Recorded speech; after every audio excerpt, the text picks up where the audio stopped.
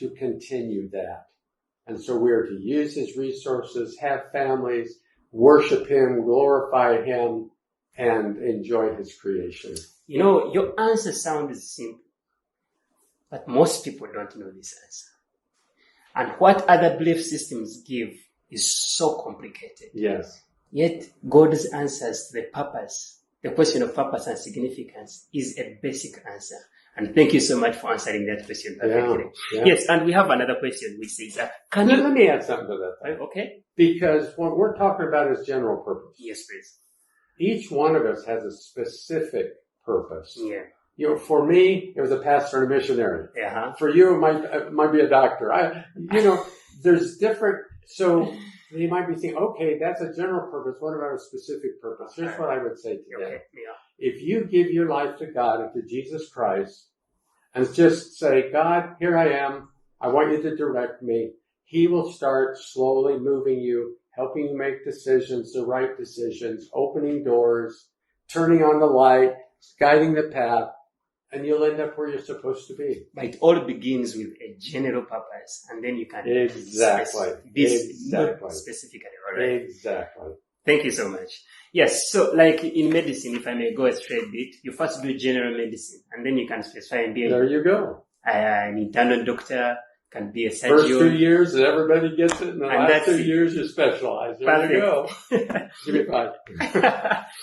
Oh, your hands are hard. Okay, all right. So, question number 4, or maybe number 3. Can you explain the Christian perspective on forgiveness and redemption? Yeah, I think to answer that question, you need to ask the question, why is forgiveness and redemption necessary? Exactly. And so we go back again to the beginning, that God created heaven, the earth, the universe. He placed man in it to fill, to subdue, to form, and so forth. So that was the plan. But then, right near the beginning, Adam and Eve sinned. And that everything was broken. Okay. So his creation was then broken. And from that day forward, every single one of us are born with what we call the sin nature. Right. So creation is broken. You look at sickness, disease, heart attacks. You talk about suffering. You talk about corruption. You talk about genocide. You talk about wars. You can talk about earthquakes, floods, famines. All of that as a result of what happened in Genesis 3. Okay. Creation is broken. Mm-hmm. We are broken. Yes. Because of sin. Mm-hmm. Because we are broken, we cannot fix it ourselves. Because that which is broken can't fix that which is broken. Which is broken, right. Yeah. So God needs to be the one to fix it. And so how did he fix it? He came into his own creation in the person of his son, Jesus Christ, who lived among us, showed us the way, then went to the cross to pay the penalty of what we should have paid. Right? Okay? Again, yeah. And then as we accept that as a free gift, the payment for us, he restores that fellowship, brings us back into the relationship with him that he wanted from the beginning, and that process now continues on.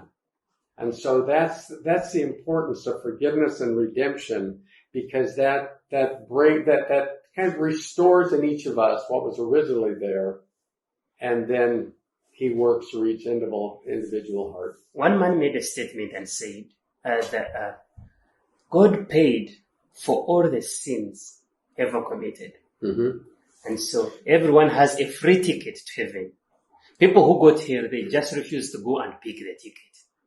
In short, he paid for the sins we have committed, the ones we are committing, and the ones we will commit. And there is a free ticket of forgiveness to every man that wants it. So whoever ends up in here, they just reject it and refuse to pick the ticket. Yes. Can you imagine?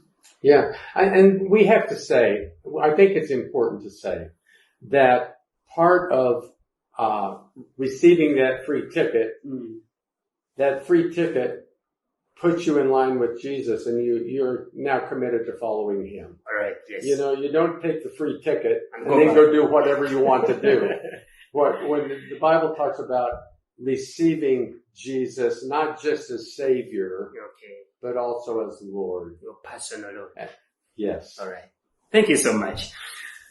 Maybe another question. How does the concept of love manifest within the Christian worldview? Now, we are talking about the concept of love because most people are struggling with the receiving. We have received false love out there. Today they love you, tomorrow it's no more. But how does the concept of love manifest within the Christian worldview, according to you? We have to begin with the definition of love. In the world, when somebody thinks of love, they usually think of an emotion. Exactly. A feeling. Yes. And in fact, let me just relate to that a little bit, because what's happening, at least in the West,